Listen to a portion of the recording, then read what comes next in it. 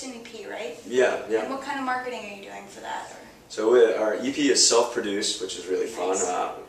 Every step of the way. We're talking self-recorded. We mixed it ourselves. We wrote all the songs ourselves. We packaged it ourselves. Everything is do-it-yourself, which is very exciting for us. We like to, at least at this stage in our career, have an entire artist control over what we're doing and our vision. So that's really fun.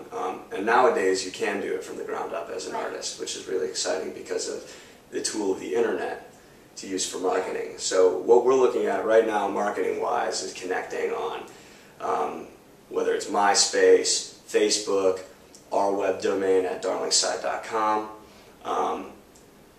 you know, all those social networks. We're trying to get our music out there. We're trying to put it on music blogs. We're trying to get it out as much as possible and spread it through the marketplace and make it just ubiquitously accessible to everyone. And nowadays it's important to basically offer a bunch of different formats for people to be able to access your music. So any type of music listener is able to interact with the artist.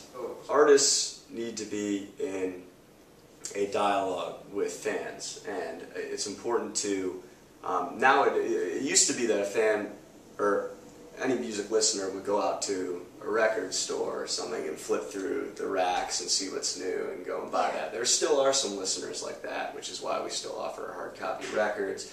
But when it comes down to it, most listeners nowadays are being bombarded with a bunch of new sounds and songs and ideas and stuff, whether it be on the radio, whether it be on the internet, TV, things like that. So the idea is that the artist needs to reach the listener and stick in as many ways as possible. You need to be totally accessible to the listener in every format. So that means everything from special edition vinyls being sold at shows to like audio tapes to video footage and DVDs to YouTube footage, talking MP3 format and WAV file downloads, iTunes, what else is there? Streaming music on things like Pandora, where people can sample it and move to other music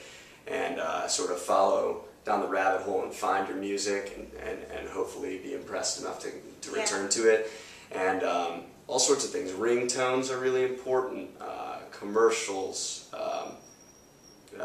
movie soundtracks, and getting involved with all of that. There's also the idea nowadays that artists can take their music and release pieces of tracks and allow their fans and listeners to remix those tracks and put them out on the internet. So I think that's a great example of artists and listeners being in this dialogue. And going back to what we were talking about with questions and answers, that's really the ultimate, you know, opening up for questions to the fans, saying, okay, so here's a track, what do you think of it? And what can you do with it? And involving the audience. So that interactive nature between bands and fans is really what we're trying to go for. So we're excited about the coming years with getting involved in all those formats and really reaching people and hearing back from them. That sounds like, did you think of the remix idea or I think a couple of artists have been doing it over the past years, and we just checked it out. We were like, our music isn't necessarily the type of music that anyone would be immediately looking to remix, but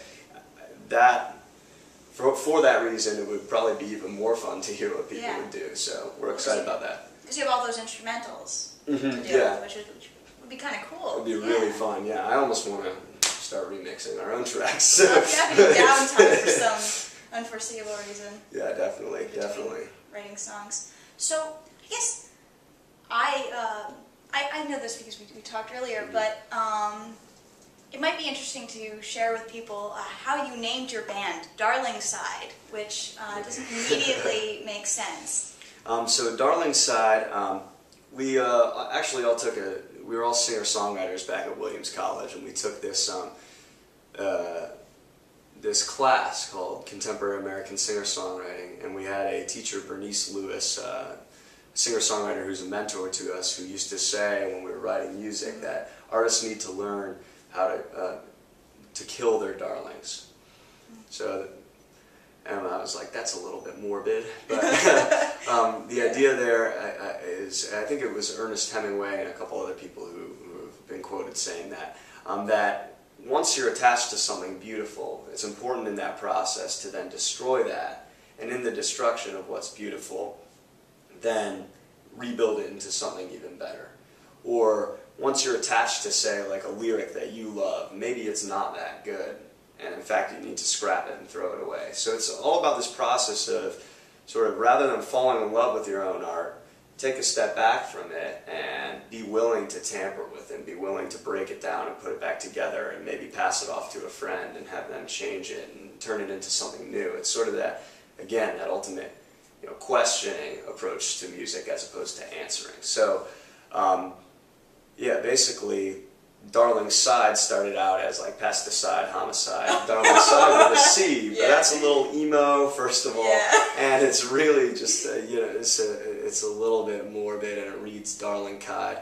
So we changed that to an S, and now Darlingside is, I think, a small suburb in Ontario or something like that. Yeah, I was just thinking that. It made me think of oak-lined streets for some reason. Yeah. So we like the way that the final name came around, and it just seems to fit us as a band, and we're happy about at least what it says about our process. Yeah. So it's that's what it means. It's a good message. Great. Okay. Thanks very much. Yeah.